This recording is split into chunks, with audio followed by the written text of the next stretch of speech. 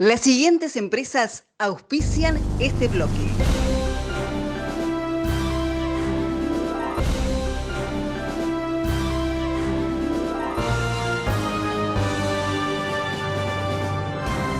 ¿Qué tal? ¿Cómo les va? Bienvenidos a este bloque de Origen Rural en donde tocamos algunos temas de actualidad del orden provincial y también del ámbito nacional. Y en este sentido, primeramente vamos a hablar de trigo y vamos a compartir en el siguiente informe la llegada justamente de una variedad, de una categoría del tipo transgénico que ha generado ciertas controversias, ciertas polémicas en el ámbito de los expertos y de los especialistas a nivel nacional. El gobierno argentino aprobó de manera condicionada la llegada al país del primer trigo transgénico del mundo tolerante a sequía. El anuncio de esta decisión lo hizo la empresa Bioceres, quien junto a investigadores de la Universidad Nacional del Litoral venía trabajando desde hace mucho tiempo en el tema.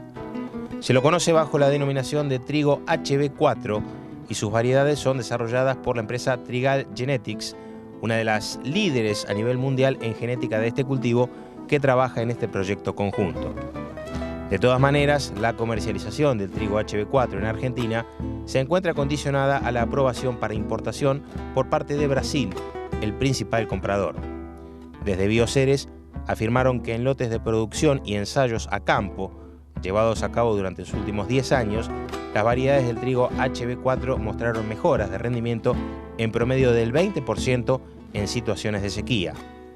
Explican que la incidencia de este fenómeno ha aumentado su frecuencia en el contexto del cambio climático global, afectando cada vez más la estabilidad de los ecosistemas agrícolas. Ya se avanzó en el proceso desregulatorio del trigo transgénico en Estados Unidos, Uruguay, Paraguay y Bolivia, y se prevé nuevas presentaciones en Australia, Rusia y otros países de Asia y África. No obstante, desde el INASE, Instituto Nacional de Semillas, expertos alertan sobre un posible efecto negativo de la venta de este trigo al exterior. Por un lado, mencionan que los consumidores locales del país en donde Argentina comercializa el cultivo, entiéndase mayoritariamente Brasil, no aceptan los productos derivados con transgénicos. Por otra parte, los especialistas remarcan la dificultad de mantener separada la producción transgénica de la no transgénica, ya que no se ha implementado ningún sistema que permita separar y controlar la trazabilidad de los granos provenientes de cada una de las variedades.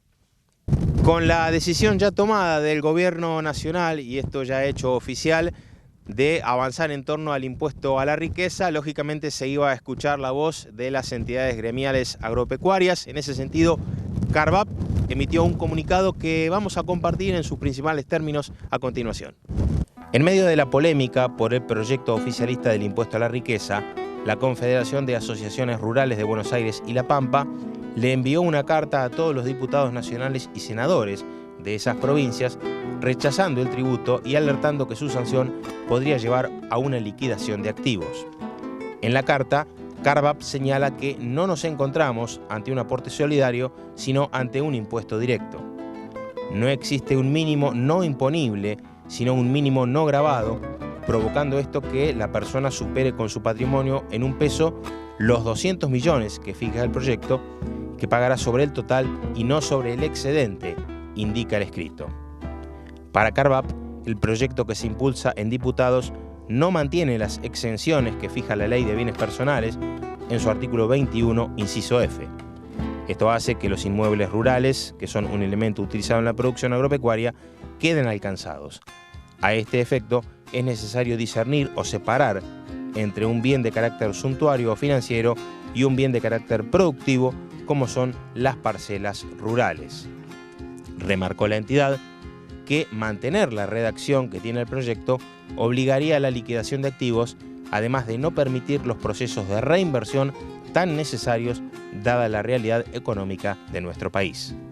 Y del cereal pasamos a la parte cárnica, y esto tiene que ver con que el mes de septiembre ha sido el más importante en términos o en parámetros de faena vacuna, y lo vamos a compartir en la siguiente novedad.